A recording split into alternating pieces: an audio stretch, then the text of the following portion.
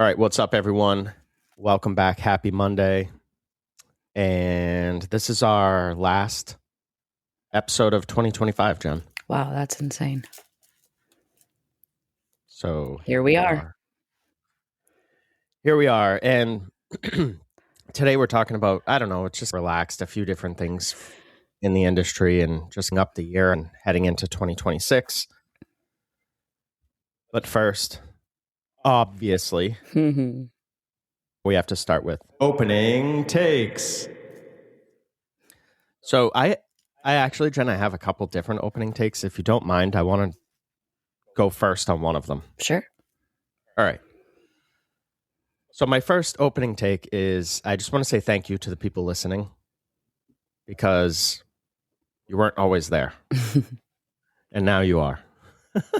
So thanks. But no, so thanks for being there. But no, from when we started, so over 4 years ago, actually before the podcast was even born, I was posting just random business thoughts to my Instagram stories.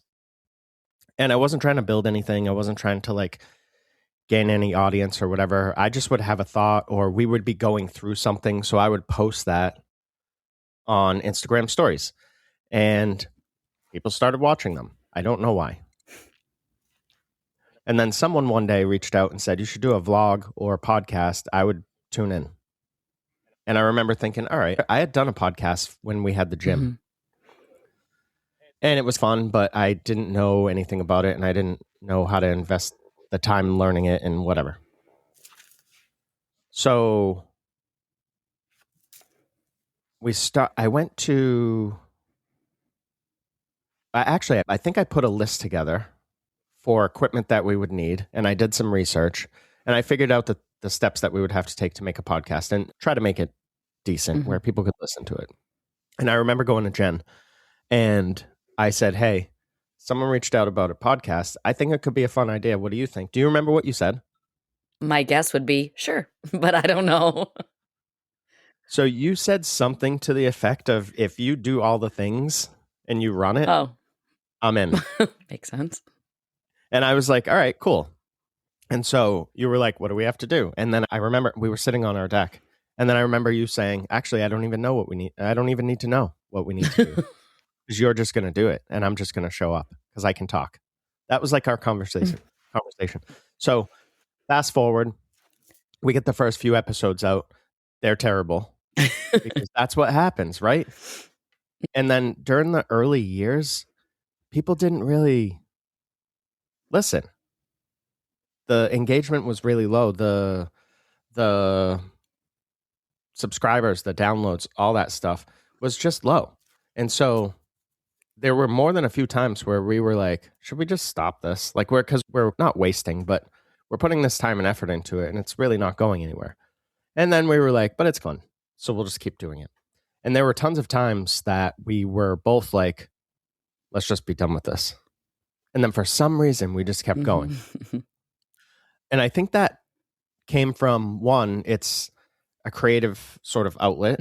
And two, there's something about helping people that we both have that bug. Then in year 3, okay, people started reaching out. People would say, hi, come up to us at events that we were at and say hello. I listened to your podcast. That still blows my mind. Because when that happened for the first few times, I was like, that person listens to our podcast, Jen. How weird is that? Why do they listen? And they would always be like, I love it. Thanks so much. One person said it was the catalyst for them starting their own salon. It was just crazy stuff. This year, we get probably weekly emails.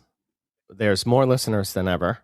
I get tons of DMs. We've gotten mentoring requests, that sort of stuff. Anyways, to bring my opening take to a point, I think if you're having fun and you believe in what you're doing, don't quit. Maybe pivot, maybe reassess, maybe look at some different things. Maybe even take a break if you need to. But don't quit. And just keep going through. And you probably, because who knows what next year looks like for this podcast. I mean, I do, but I'm the one that I don't. I'll just show up. So, anyways, that was a long opening take, but this is what this episode's about. So, what do you got, Jen? Great. I think mine's kind of long too. All right. So mine is from this experience that happened. I think it was last week. When we opened Hello, I didn't want to have an assistant program because I felt they were outdated. I felt like it was a waste for new hires to come in and not start working on clients. So our intake process was basically we would interview, do our things, whatever, and then you would do a model. And through that model, I would be able to reassess what your strengths and weaknesses were. So strengths, you'd go on the floor doing them. Weaknesses, we would work on as you would progress and then get on the floor and do it. It was like a push forward type system that I felt was amazing and would personally have worked for me. What it started to showcase was, as everything does, the flaws in that system. Some people quit because it was too much push. They really wanted to assist and be under a leader for a bit to build confidence and see what it was like to be in a salon. Some people, even though their strengths were great, their weaknesses, they didn't want to work on them because they were already on the floor. It was like, why do I have to do that? They were fired. So out of this, we were also always in schools talking to people who were going to be coming out of school. And we were getting asked all the time, what does your assistant program look like? We didn't have one. So as if you listen to the podcast, we always pivot, innovate, and create, right? So this put us back to the drawing board of maybe we need to have an assistant program. And what does that look like for Hello? So out of that came this same kind of model of the intake process. You do your models, and then you're going to work in the salon for a few months as we advance you. And that's the program we have today, and it works extremely well.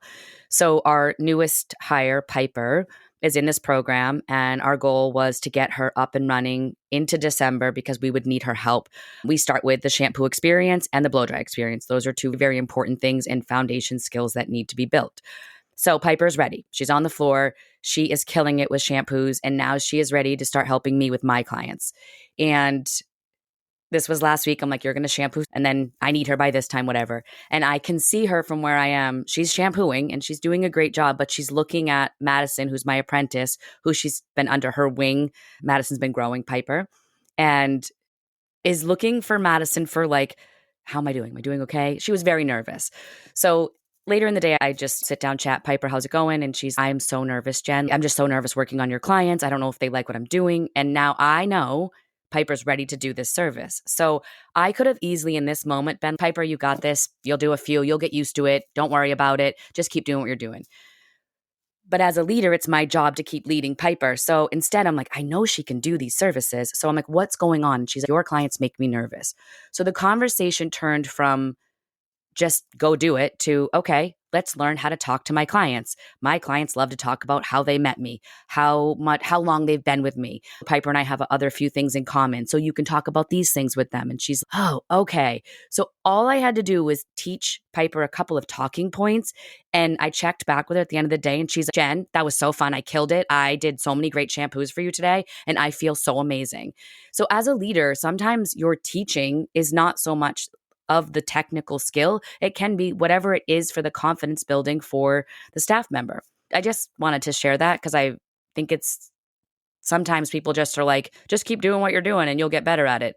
And yes, you will, but we need to drop nuggets in that so that they grow right at that moment. And we give them the confidence to do whatever it is we're asking them to do as best as they can. Anyway. Did you happen to ask her why she was afraid of your clients? She just said working with my clients made her nervous. That was it. I think it's basically that should have followed up with that because they're just like, I probably know a bulk of them and they're just normal people. Yeah. I think it's just that they were mine. And yes, she wants to make sure. Clients that the owner services aren't any different than no. And I explained that clients that everyone else services. And so that may be a way, as I was thinking, if I was in that situation, what would I do? The first thing I think I would do is, I'm not saying you did anything wrong. I think it's wonderful what you did and it worked. But I'm always like, why? If someone took one of my clients and they were like, I was nervous because it's your client. I would be like, why? You do that haircut all the time. So I You actually got like, explained to blah, blah, blah. her You know what I mean? So that my clients love all the new hires. And when they get to sit with them, they're so excited to talk with them and learn and tell their story. So I'm like, you should be like, they're probably more excited than you are, Piper. And she just didn't have that perspective. Right. So oh, of there course. was a few things there. And I'm like, they want to talk to you and they are excited to help you grow as a stylist. And they know if you're washing them that you're ready to be washing them. They're good. I think that shows the type of client too that we're attracting, and we're very mindful with our marketing and with who we're looking for clients, because I have seen that online where people are like, I'm trying to pass people off to my assistants, but no one wants anyone but me. And you got the wrong sort of clients. They're not open-minded. They're not willing. You're not. It's funny because a lot of times we'll talk about our staff and teams and we're like, certain people just aren't willing to grow with you past a certain point. Same thing with clients. Mm-hmm. Some clients just aren't capable of growing with you, or they don't want the things that you want. And unfortunately, sometimes you might have to move on. Mm-hmm. We all the time, I hear even the staff saying, we're a collaborative salon. So if somebody will grab me or grab someone else and the client's like, oh, I have more than one person. And they're like, yeah, that's what we do here. We all just help each other. So it's okay to jump around. I have a few like points. They're all like opening takes, I guess. So we'll just run Great. through. But one of the other ones I wanted to talk about, Jen, is what happened recently with several clients. They came in for a consultation. Go ahead. You can tell the story better than I can. So the client had booked a consultation, had come in. I think This is for people listening, this is how collaborative we are, and this is how much we stand behind what we say. We really want to be of service to not only the client, but to our staff as well. yeah. And I think this is a great example of that. And we talked about it the other day at lunch or something. Yeah. Yeah, it was when we went out to dinner. So she sat down with Sarah and basically wanted to be, it was a similar situation to where I was at the other week with the client I had. Basically a double process, like bleach all over. She really wanted to be blonder. She knew what she wanted and she had it in the past. She was showing Sarah a bunch of pictures and Sarah was just honest. She's like, I don't do this. This is not a service that I can perform for you. So she checked in with someone that we had on staff that day and they were like, nope, that's beyond me. And then we went back to, she's like, I think you'd be the best fit with Kayla. Let me take some pictures. Let me reach out to Kayla. I'm going to book you for where she has the time. And then I'm going to reach out to you later on and just make sure we're all set. So she had reached out to Kayla, sent her the pictures. It is what Kayla does. She definitely took the client. And then Sarah called back the client that afternoon, said, Kayla will take you and we'll see you here. The coolest part, though, was when the client was checking out from the consultation or making the appointment, I was talking to her, Sarah was, because she's like, are you sure you want someone else to do it? And I was like, oh, last week I had somebody and I referred them out also. And it's what we do here. We want you to sit with the best person that can deliver the hair that you're looking for. And she's like, that is the coolest thing I have ever heard. And I thank you so much. A lot of salons, no offense to anybody out there, but they view that as money walking out the door. Yeah. Because they're like, how do I know they're coming back? Right. And they were ready. Just take it. She was shocked for sure. Like it was That's like the scarcity sort of mindset there. Yeah. And we want that client to leave the happiest ever. So who's going to do that for her? Right. Right. And that's the number one goal. When you put that, when you're sincere about your why and your, like the direction of your company, you're going to find the right people. Right. Yeah. And we all do it. It's so cool. But you don't have to have that scarcity mindset. Right. Yeah. I think that's really cool. That's why I wanted you to tell that story. The next thing I keep saying, to stop that. You say a lot. I probably do. No, I count them. Oh, lovely. Because I edit this podcast. Great.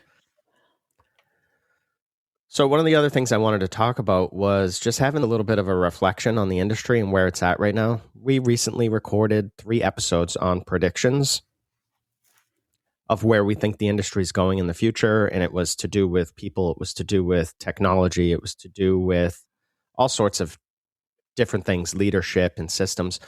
And I'm seeing a huge divide. I don't know if you are too, Jen. Maybe it's just like the thing that I'm seeing because I think about it. So I could be off. But I keep seeing people that are saying, I don't know how long I can hold on. Or I only have one appointment this week. What am I going to do? I might have to close my doors. And these people are, sorry, did you hear that beep? My bad. I try to turn I everything off, jumped. but these are the people that are saying it's just the time of the year, because that's what you'll see in the comments, or it's the economy, or it's the next generation's fault somehow. Or I've seen this one more and more recently, it's the clients. Clients don't get it. But you have to be able to see both sides. So there is this contrast. And at the same time that we're seeing salons closing their doors, I mean, we got a letter the other day to buy a local salon because they're closing. And that was a fun conversation. Maybe I'll share it sometime because I was like, your math is way wrong here. Let me help you. But, anyways, at the same time we're seeing all this, we're seeing people that are absolutely slammed. We're seeing people that are opening salons. We're seeing people that are growing. We're seeing people that are having really high profit margins. Jen, for example, your book was full, beyond full, the Yes. last This was my while my here. busiest week ever. We also had another staff member. It was her busiest week ever. So My if busiest the week ever in 25 years. So yeah, it's growing. if the economy is going down, how are people growing? You just found all the rich people? Is that what we're saying? Obviously, that's not true. Right. Are you operating on some sort of different calendar? Like it's not the same time of year for you? Obviously, that's not true. And by you, I'm not saying Jen specific. I'm saying the busier people. Yeah. Are you operating in some sort of alternate economy where people can afford things? I just think it's a mindset thing. Mm-hmm. And we'll talk about this more next year. I don't want to go too deep into it, but if you listen to the predictions episode, I said we're going to see salons separate. You're going to have your tier A salons that are operating as actual companies, actual businesses, and people are going to notice. People meaning clients and people meaning staff. And then you're going to have this sort of second tier or everybody else, and those are going to be the those are going to be the people that are struggling for, I don't want to be harsh and say something like scraps, but really it's going to be your people that are scrambling, offering discounts and running deals and doing all this stuff, just trying to survive. Right. So there's sort of something maybe brewing now in the industry where we're maybe seeing that shift a little earlier than I thought. Because we've had a few clients, we've had a handful of clients, probably even more than I know, come in recently from other salons and say they're not doing this, they're not doing that, they're not taking this seriously, or they charge for this, or they look at things like this. And you can run your business how you want, but your people are leaving and they're going to other places. Right. So at some point you should ask yourself that and stop going, this is how we've always done stuff, or be stubborn and double down on this is how I'm running my business. Yes. I think the hair pros right now that are busy are the ones that are treating their clients or leveling up their customer service. And they're remembering that they're a service industry. If you can remember you're a service industry, there's no way you're not busy because you're taking care of every single person at the highest level, or you should be. I read something the other day, Jen. I read this article and it was bad. It was, I forget exactly what it was, but it was like how to grow your salon. And it was all like objective stuff, or subjective rather. It was all like things that were like opinions. Mm-hmm. And my brain is messing up, so I don't remember which word is which word right now. So either way, I clicked through. They had a link and it was like, these professional blah, blah, blah will help you grow your business. And one of them was like, I'm an absolute artist. I don't do maintenance for people. I'm not a mechanic. I'm an artist. So if you want to retouch, go somewhere else. If you want to know what that feels like and you don't, go to a museum and look at the art on the wall. What? And I was like, what the hell are you talking about, bro? And then it was like I don't remember the name sincerely, or I'd say it because I don't care. They put it out there, not me. And it said celebrity artist, stylist or something. And I was like, oh, okay. Have fun Cool. with that. Good luck with that. I guess. But I was like, how does that help somebody grow their business? It I doesn't. don't think that at all. It's just It actually really does the weird. work. That does the opposite. Yeah, I just couldn't help but thinking about what you're saying in the customer service and how this industry I mean, since I got into the industry like 6 years ago, it's been a lot of focus on me. Yeah, The artist. it's what I I'm the see the artist most. behind the chair. This is about me. You're taking money away from me when you cancel on me. This is bringing me to my Which is next why point those of I'm you, making. you'll be a small percentage that focus on customer service. You will rise to the top and it will be obvious. Yeah, for sure.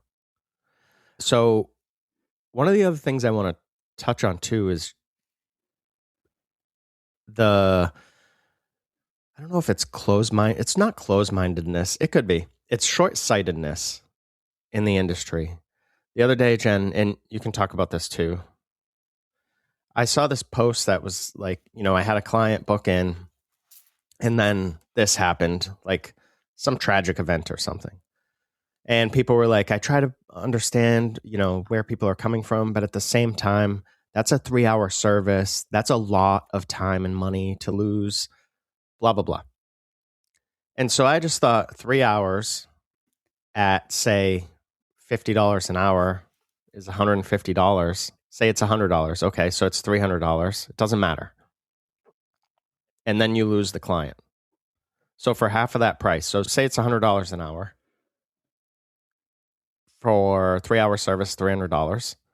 50% cancellation policy is $150. So for $150, you potentially are losing a client that is $300 times, say they come in 5 times a year, that's $1,500.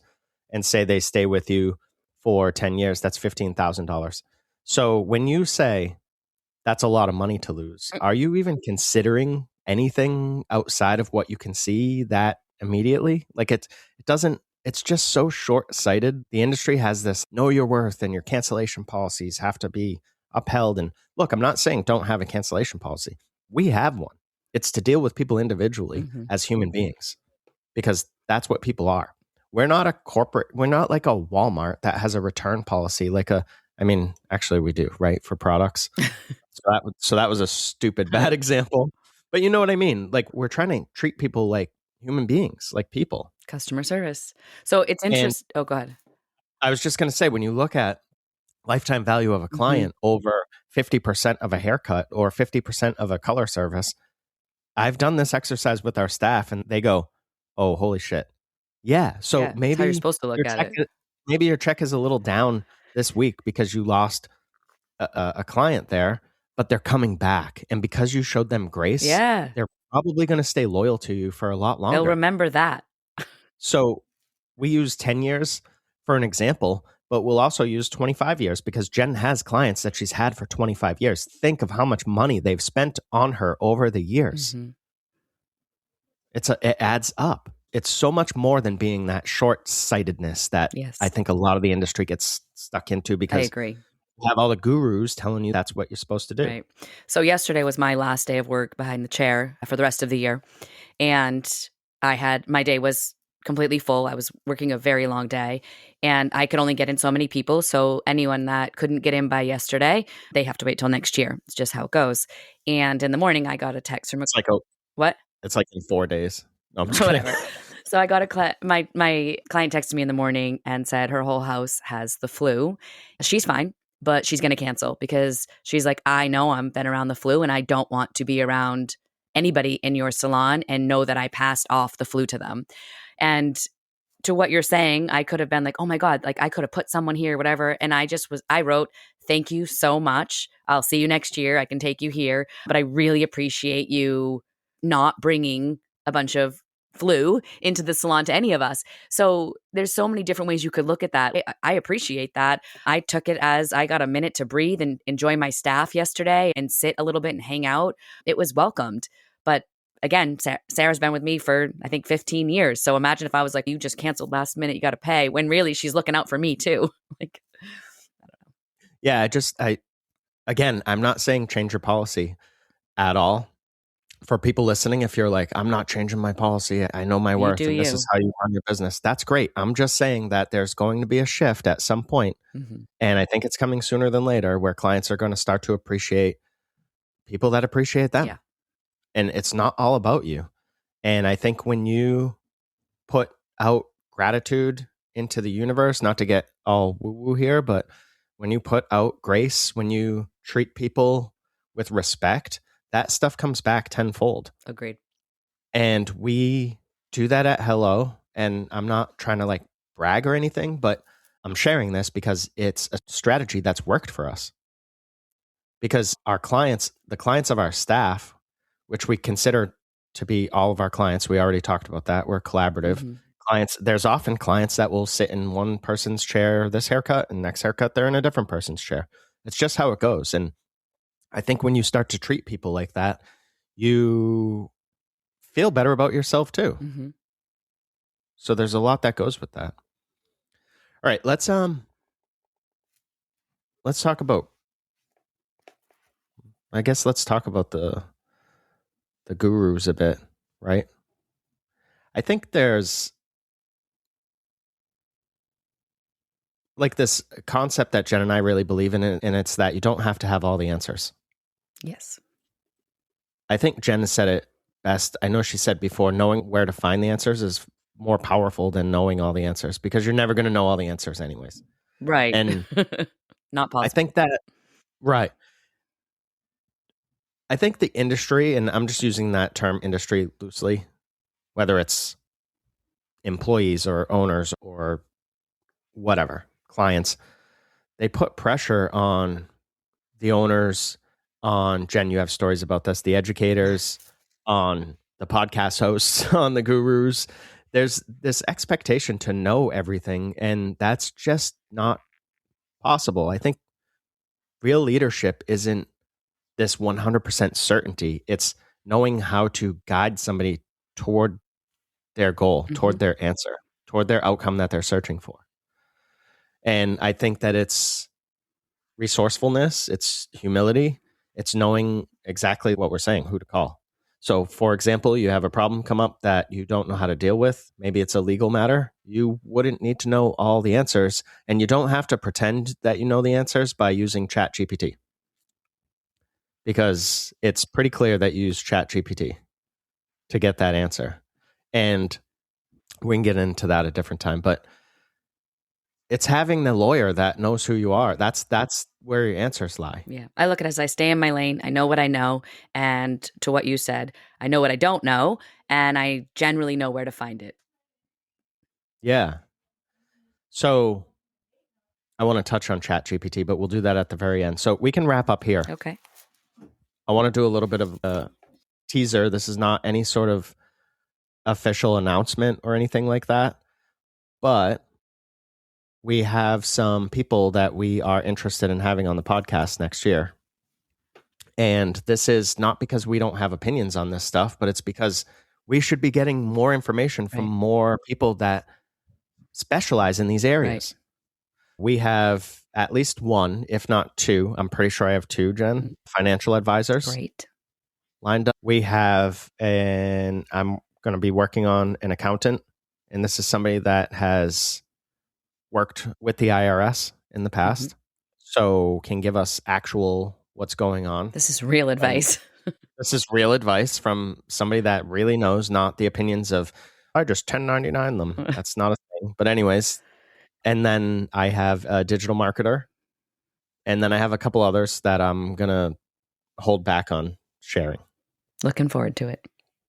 But I think I want to have some people on. I don't know if it's going to become a regular thing. We've tried to have guests in the past, and sometimes it works with schedules and sometimes it doesn't. And sometimes you have a mistake with the audio. We had that a few years back, and there's just stuff that happens because we're not professional podcasters. So was it this year? Yep. We've had it. Oh, yeah, we have had it. Yeah. So anyways, I don't think you need to have all the answers going into the new year. I don't think you need to have the perfect plan. I think what you do need to have is curiosity. You need to have support. And I think people need to start asking better questions, because we see the same questions over and over again with the same answers, which tells me either the advice is not working or the question is flawed. Yeah. So I think that's it. We can wrap up on that. All right. What are we supposed to say? Happy New Year. Happy New Year, everybody. See you next year. Be safe. And sincerely, from my first opening take, if you're still listening, thank you so much for listening. We truly appreciate you. And when people reach out, it makes us feel amazing. I share every message and every email with Jen. And yeah, that's it. So keep going. Be that tier A salon in 2026. All right. Bye, everyone. Bye.